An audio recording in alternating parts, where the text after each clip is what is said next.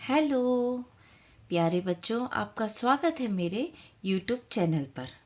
मैं हूँ नम्रता हूँ का। तो चलिए अब स्टार्ट करते हैं एक नई जर्नी, एक नया सफ़र, एक नए टॉपिक के साथ।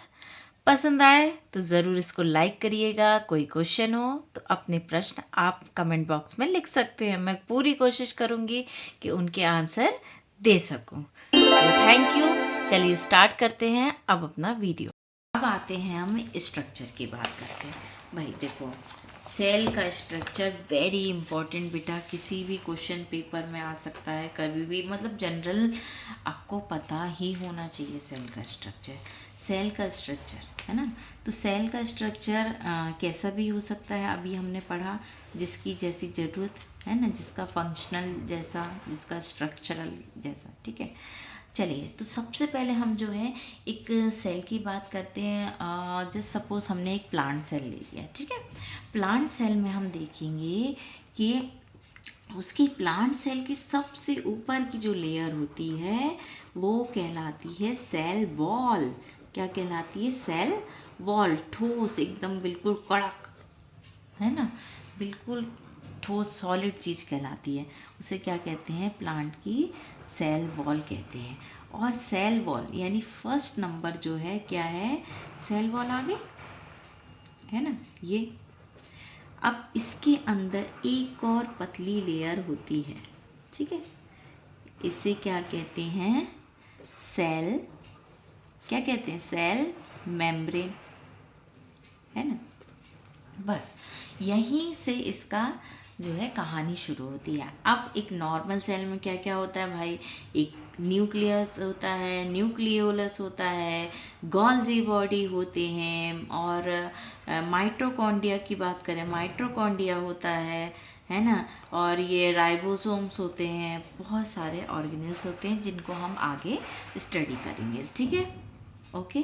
तो बेटा कुल मिला के कहानी ये है कि ये प्लांट सेल की बात करें तो या प्लांट सेल में सबसे ऊपर की जो एक कड़क लेयर होती है उसे हम सेल वॉल कहते हैं। सेल वॉल क्या करता है? सेल वॉल प्रोटेक्शन देता है, सेल वॉल स्ट्रेंथ प्रोवाइड करता है, सेल वॉल नॉन लिविंग होता है। सेल वॉल नॉन लिविंग होता है, मृत कोशिका होती है ना। जीवन कहाँ से स्टार्ट होता है? लाइफ कहाँ से स्टार्ट होती है? सेल मेम्ब्रेन से स्टार्ट होती है। सेल मेम्ब्रेन हमेशा सिलेक्टिव परमिएबल नेचर की होती है, ठीक है। जबकि सेल वॉल जो है, सेल वॉल का कैसा नेचर हो सकता है? चलो बताओ। सेल वॉल का कोई सिलेक्शन प्रोसेस नहीं होता बेटा, है ना। आन दो जान दो, कोई टेंशन वाला काम नहीं रहता, है ना। लेकिन सेल मेम्ब्रेन का सिलेक्शन रहता है ना। सिलेक्टिव परमेबल होता है। वो सिलेक्ट करती है कि हमें क्या आने देना है चीज़ों को और क्या बाहर जाने देना है, ठीक है। और जो इसके अंदर जो लिक्विड चिपचिपा पदार्थ होता है बेटा, हर प्लाज्मा मेम्ब्रेन के अंदर एक चिपचिपा पदार्थ होता है, सेमी लिक्विड समझ लो थोड़ा सा, है ना। ये क्या होता है? ये जो है इसे साइटोप्लाज्म कहा जाता है, इसे सेल मैट्रिक्स भी कहा जाता है। और इसका क्या काम होता है? ये लिक्विड में अगर मान लीजिए इसमें लिक्विड ना रहे सेल में तो कैसी हो जाएगी? पचक जाएगी बिल्कुल। तो सेल को एक मेंटेन बनाने के लिए और चीज़ों को एक्सचेंज करने के लिए, कोई भी है, न्यूट्रिएंट है, भोजन है, कुछ भी है, उसमें फ्लूइड होना भी तो ज़रूरी है, तभी तो चीज़ें एक्सचेंज हो जाएंगी। नहीं तो सेल कैसे रहेगी अपना स्ट्रक्चर पाके, है ना। और ये सेल ऑर्गेनल्स हैं, इसी के अंदर सेल मैट्रिक्स के अंदर, साइटोप्लाज्म के अंदर ही ये ऑर्गेनल, छोटे छोटे ऑर्गेनल्स पाए जाते हैं, जिसमें माइटोकॉन्ड्रिया हो गया, जिसमें गोल्जी बॉडी हो गई, जिसमें लाइसोसोम्स हो गए, है ना। चलिए कुछ टर्म्स की बात करते हैं अपन, जो आपको अभी भी यूज़ होते होंगे या आपको जानकारी होनी चाहिए, है ना। तो हम उनकी बात करते हैं। तो टर्म्स की अगर हम बात करें, जैसे साइटोसोल है। साइटोसोल क्या होता है? ओनली साइटोप्लाज्मिक मैट्रिक्स, जो ये साइटो लिक्विड होता है बेटा, है ना, ये लिक्विड है, ऑर्गेनल्स नहीं, ऑर्गेनल्स की बात ही नहीं हो रही। ये जो लिक्विड है इसको क्या कहते हैं, साइटोसोल, साइटोसोल कहते हैं, ठीक है। और साइटोप्लाज्म किसे कहते हैं, liquid plus organelles, liquid plus organs, है ना, ऑर्गेनल्स, इन्हें ये मिलके क्या बनाते हैं बराबर भाई, ये बना दिया साइटोप्लाज्म। ओके, ठीक है। अब साइटोप्लाज्म आ गया। अच्छा, ये ऑर्गेनल्स में न्यूक्लियस इंक्लूड नहीं होगा, है ना। आपका माइटोकॉन्ड्रिया कर लो, आपका गोल्जी बॉडी, आपका हर ऑर्गेनल्स कर लो, लेकिन न्यूक्लियस इस साइटोप्लाज्म में इंक्लूड नहीं होगा। वो अलग हेडक्वार्टर डिपार्टमेंट है, हेडक्वार्टर को इसमें इंक्लूड नहीं किया जाएगा भाई स्टाफ में, है ना, है ना, वो अलग कहानी है उसकी। फिर आता है न्यूक्लियस मैट्रिक्स। न्यूक्लियस मैट्रिक्स की बात करें तो न्यूक्लियस के अंदर जो लिक्विड है उसे कहते हैं न्यूक्लियस मैट्रिक्स या न्यूक्लियोप्लाज्म, ठीक है। अब प्रोटोप्लास्ट क्या होता है, तो प्रोटोप्लास्ट क्या होता है, ये एक बहुत ही ऊंची चीज़ है भाई। देखो, प्रोटोप्लास्ट में आ जाता है ये cell membrane plus nuclear membrane, ठीक है ना, ये सेल मेम्ब्रेन है, ये न्यूक्लियर मेम्ब्रेन है ना। और प्रोटोप्लाज्म आ जाता है। प्रोटोप्लाज्म में क्या होता है, दोनों के लिक्विड, यानी मेम्ब्रेन भी आ जाती है, इन दोनों की मेम्ब्रेन और इन दोनों की लिक्विड आपस में मिलके प्रोटोप्लाज्म बनाते हैं, है ना। ये टर्म्स हैं, धीरे धीरे आपको याद होगी। हाँ, एक बात और मैं आपको बताती हूँ, जहाँ पर भी ये साइटो वर्ड आ जाए बेटा, तो इसको ना ऑटोमेटिक आप सेल से रिलेट कर लेना, है ना, कि कहीं तो कुछ तो है जो सेल से रिलेटेड है ना। साइटो मतलब जहाँ सेल से रिलेटेड है, ठीक है। अब आते हैं अपन सेल वॉल में, क्योंकि हमने ऑर्गन्स के बारे में डिस्कशन करना है ना अपन को, है ना। तो अब आते हैं हम सेल वॉल में। सेल वॉल जैसे कि मैंने आपको स्टार्टिंग से बताती आ रही हूँ कि सेल वॉल क्या होती है, नॉन लिविंग होती है, जीवित नहीं होती है, ये केवल स्ट्रेंथ का काम करती है बेटा, है ना। तो ये काय में ये एनिमल्स में प्रेजेंट होती है क्या, नहीं होती है, एनिमल्स में प्रेजेंट नहीं होती है सेल वॉल। सेल वॉल किस में पाई जाती है, प्लांट्स में पाई जाती है। तो ये प्लांट्स में पाई जाती है, कुछ बैक्टीरियाज में भी पाई जाती है, फंगस में जिसे हम फंगाई कहते हैं उनमें भी पाई जाती है, लेकिन एनिमल्स में कभी भी नहीं पाई जाती है, ठीक है। नॉन फ्लेक्सिबल होती है ऑब्वियसली। सेल वॉल क्या होती है, नॉन फ्लेक्सिबल, ऐसे नहीं कर सकते भैया मोड़ दिया तोड़ दिया उसको बना दिया, है ना, वो थोड़ा सा नहीं हो पाएगा। ये रिजिड होती है, कठोर मजबूत, और उसको मजबूत होना ही पड़ेगा, है ना, उसको क्या मजबूत होना ही पड़ेगा। फिर आते हैं ये क्या करती है, किसी भी सेल को एक शेप प्रोवाइड करती है ना। जैसे प्लांट है ना, अपने कैसे होते हैं, अपन ऐसे छू के देख लेते हैं, बिल्कुल उसको पकड़ लेते हैं, तो एक प्रॉपर शेप में, ऐसा तो नहीं कि भैया पकड़ लिया तो मुड़ गए तोड़ गए, है ना। जहाँ कोमल होता है वहाँ की बात नहीं है, लेकिन हाँ उसके तने की अगर हम बात करें, स्ट्रेंथ की प्रोवाइड करें, तो देखेंगे तो एक मजबूत होता है प्लांट, है ना, ट्री। तो ये नॉन लिविंग होते हैं, ये सबसे ऊपर की लेयर पाई जाती है, सबसे सेल की सबसे ऊपर की लेयर होती है ना। प्रोटेक्शन, ये क्या काम करती है, उस ट्री को, उस प्लांट को क्या करती है, प्रोटेक्ट करती है, डैमेज होने से बचाती है, बस्ट होने से बचाती है, बस्ट यानी फटना। और ये काय की बनी होती है, अगर हम प्लांट्स की बात कर रहे हैं तो प्लांट का तो सीधा सीधा रिश्ता सेलुलोज से होता है भाई, है ना, सेलुलोज से बना होता है। CHO से कॉम्बिनेशन, लॉन्ग चेन होती है ना CHO की, कार्बन, हाइड्रोजन और ऑक्सीजन की लॉन्ग चेन बन के ही तो सेलुलोज का निर्माण होता है।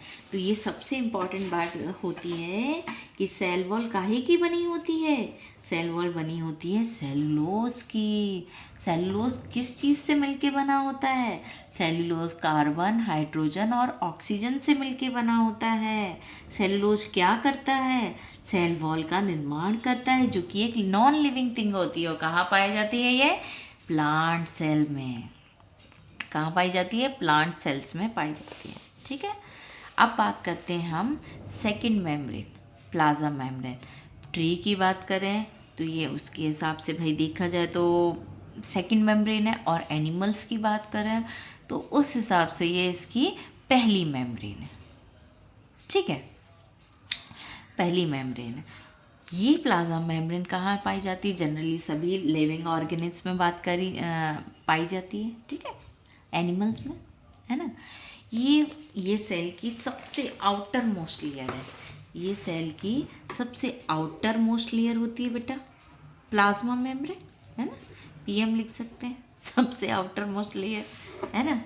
Outer most living layer covering है ना, राइट। तो ये क्या होती है? फ्लेक्सिबल होती है। आप अपने आप को छू के देखो ना, ये देखो, ये फ्लेक्सिबल है ना, आराम से मूव ऑन कर रहा है। कोई ऐसा तो नहीं कि बिल्कुल कठोर, बिल्कुल, है ना, टाइट, है ना। फ्लेक्सिबल है ना, फ्लेक्सिबल होती है, लिविंग होती है। और ये काहे की बनी होती है बेटा? सेल वॉल तो हमने पता कर ली कि सेल वॉल तो भाई सेलुलोज की बनी होती है। सेल वॉल तो सेलुलोज की बनी होती है।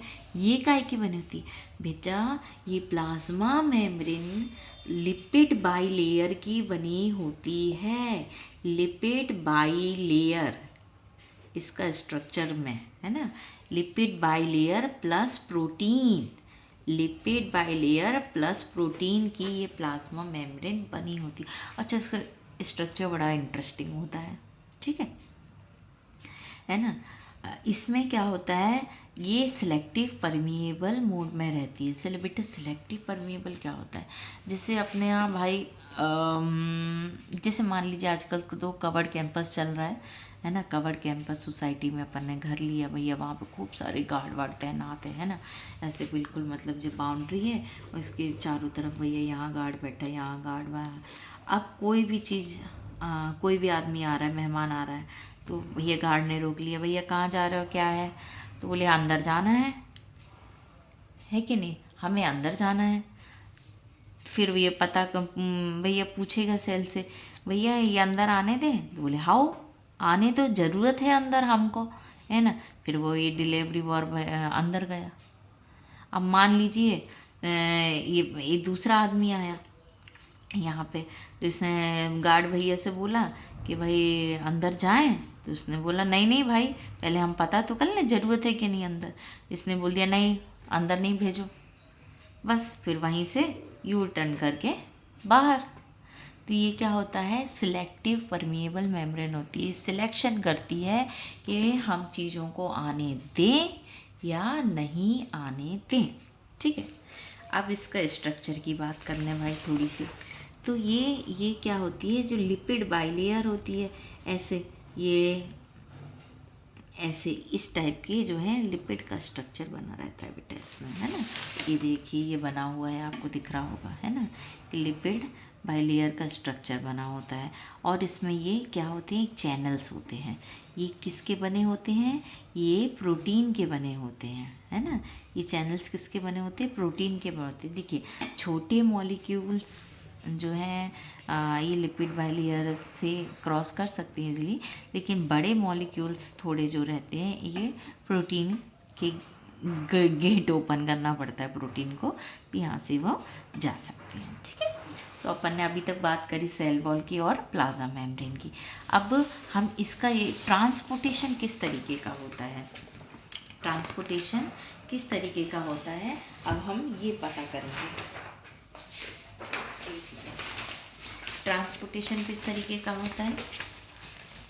तो ट्रांसपोर्टेशन अक्रॉस द मेम्ब्रेन, अगर हम इसकी बात करें तो इस प्लाज्मा मेम्ब्रेन में दो तरीके का ट्रांसपोर्टेशन होता है, दो तरीके का।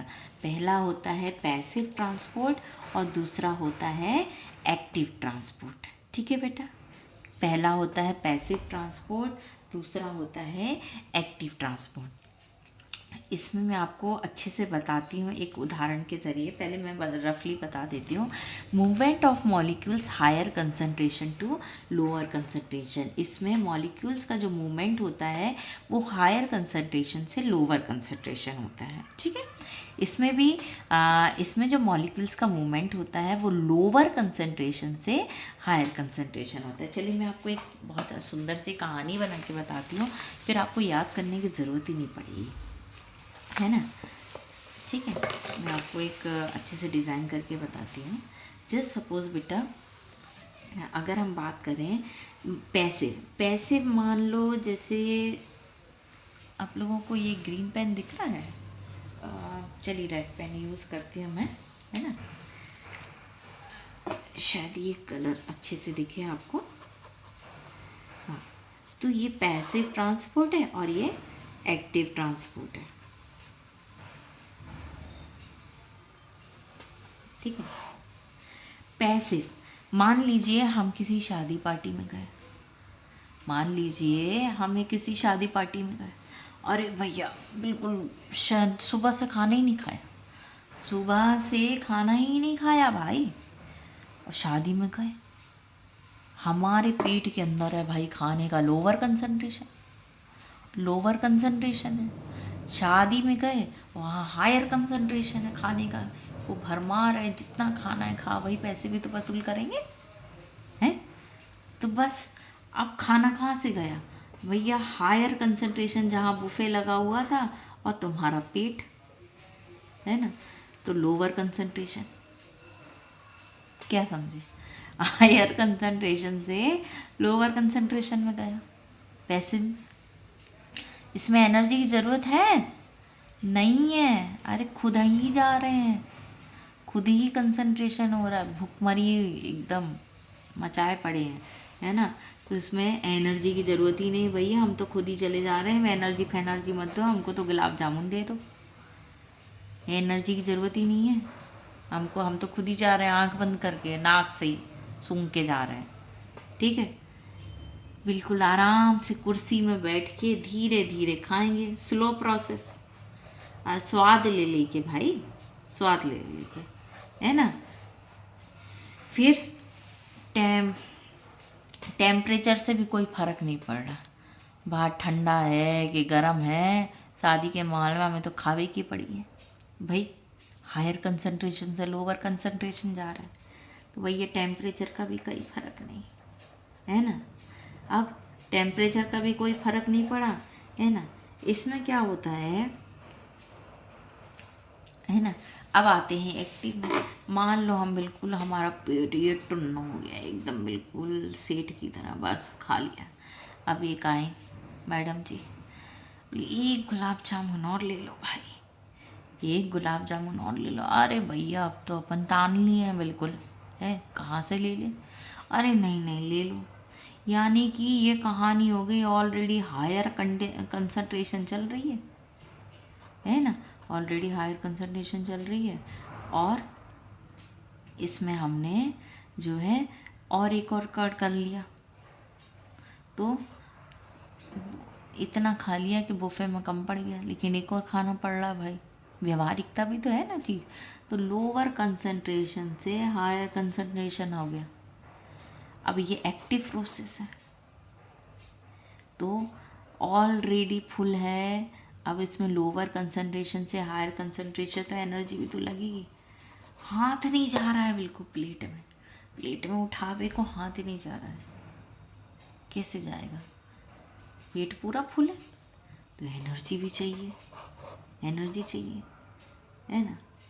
अरे फास्ट प्रोसेस इसलिए है, एनर्जी है भैया, कैसे भी एक गुलाब जामुन खा के ख़त्म करो, फटाफट उठा लिए, खा लिए, ख़त्म करो भाई, हमें नहीं करना कुछ भी, है फास्ट प्रोसेस है। टेम्परेचर इफेक्टेड भी है ना, टेम्परेचर से भी फ़र्क पड़ रहा है। अब तो ठंडी गर्मी बारिश सब लगेगी, खवा ही नहीं रहा है ये चीज़ें, है ना। तो ये एक एग्ज़ाम्पल के तौर पे मैंने आपको बताया है, इसे याद करने के हिसाब से, है ना। लेकिन इसकी कहानी ये है, सीधी सादी सी अगर साफ भाषा में कहें तो, ये पैसिव में मूवमेंट कहाँ होता है, लोअर कंसंट्रेशन से नहीं, हायर कंसंट्रेशन से लोअर कंसंट्रेशन में होता है। एक्टिव में कहाँ से होता है मूवमेंट, जो मूवमेंट होता है लोअर कंसंट्रेशन से हायर कंसंट्रेशन में, ठीक है। दूसरा, इसमें भाई एनर्जी की ज़रूरत नहीं है, अपने आप ही बिल्कुल सारे आपको जितने सेंस ऑर्गन होते हैं दुनिया में सब खुले हुए हैं। इसमें एनर्जी की ज़रूरत है क्योंकि भैया एक ही बहुत है ना। ये एक स्लो प्रोसेस है भैया, स्वाद ले लेके खाएंगे। ये जो है एक फास्ट प्रोसेस है, अरे कैसे भी निपटाओ, है ना। तो फास्ट प्रोसेस है या रैपिड प्रोसेस भी कहा जाता है भाई इसको, है ना। रैपिड प्रोसेस है। पैसिव में टेम्परेचर का कोई इफ़ेक्ट नहीं होता और इसमें टेम्परेचर का इफ़ेक्ट होता है। अच्छा बेटा, चलो इसमें एक चीज़ और बता दें, क्योंकि ये पैसिव ट्रांसपोर्ट है तो इसमें स्मॉल मॉलिक्यूल्स या वाटर मॉलिक्यूल पैसिव में आते हैं। छोटी चीज़ें आसानी से आराम से गपा गप अपन अंदर ले लेती है इसे। लेकिन एक्टिव प्रोसेस का मोस्टली यूज़ कहाँ होता है, जहाँ पे लार्ज मॉलिक्यूल्स होते हैं, है ना। बड़े मॉलिक्यूल को पास करने के लिए बेटा हायर एनर्जी की ज़रूरत होती है, और अगर जो है इसको जल्दी करना है तो टेम्परेचर का भी यूज़ करना पड़ता है। इसमें एटीपी भी यूज़ होती है, एनर्जी चाहिए रहती है ना। एनर्जी हमारी बॉडी में किस रूप में होती है, एनर्जी करेंसी क्या है हमारी बॉडी में, एटीपी है ना। तो ये लार्ज मॉलिक्यूल्स की यूज़ होती है ये, और पैसिव जो है स्मॉल मॉलिक्यूल या वाटर मॉलिक्यूल यूज़ होती है, ठीक है। अगर पैसिव की हम बात करें तो पैसिव में जो है ऑस्मोसिस एंड डिफ्यूजन इसका एग्जाम्पल होता है, ये टाइप होता है, सॉरी, है ना, इसका टाइप होता है। और इसमें जो एक्टिव ट्रांसपोर्ट में जो टाइप होता है वो होता है एंडोसाइटोसिस और एक्सोसाइटोसिस। ये मैं आपको बताऊंगी कि ऑस्मोसिस क्या होता है, डिफ्यूजन क्या होता है, एंडोसाइटोसिस क्या होता है, एक्सोसाइटोसिस क्या होता है। बस आपको इतना याद रखना है बेटा कि पैसिव के दो टाइप होते हैं, ऑस्मोसिस और डिफ्यूजन, और एक्टिव के जो दो टाइप होते हैं जो होता है एंडोसाइटोसिस और एक्सोसाइटोसिस। तो आज के लिए बस इतना ही। पसंद आए तो इस वीडियो को लाइक ज़रूर करें, और ये वीडियो कैसा लगा आप लोगों को तो कमेंट कर कर मुझे ज़रूर बताएं। चलिए फिर मिलते हैं नेक्स्ट वीडियो में, बाय बाय। तब तक आप अपना ख्याल रखिएगा।